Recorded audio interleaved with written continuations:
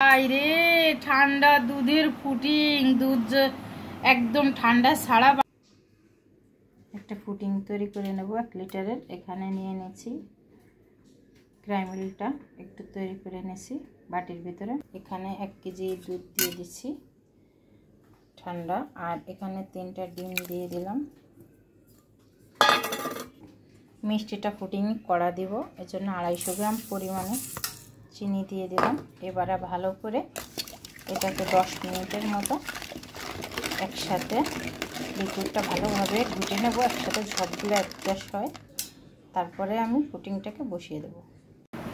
ফুটিংটা এখানে রাত্রে বানায় রাখছি, ফ্রিজে রেখে দিয়েছিলাম, ঠান্ডা হয়ে গেছে। 5টা সুন্দর করে কেটে নিই। এরপর একটা প্লেট দিয়ে ফুটিংটাকে একদম ঢেলে নেব। সেই হাই রে ঠান্ডা দুধের ফুটিং, দুধ একদম ঠান্ডা ছাড়া বানিয়েছিলাম।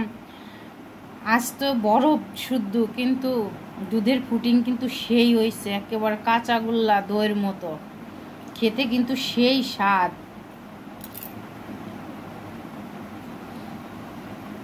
সেই স্বাদ আর সেই মজা। একটু সুন্দর করে কাটা না গেলে কি হয়েছে, খাইতে কিন্তু ভীষণ ভীষণ মজা।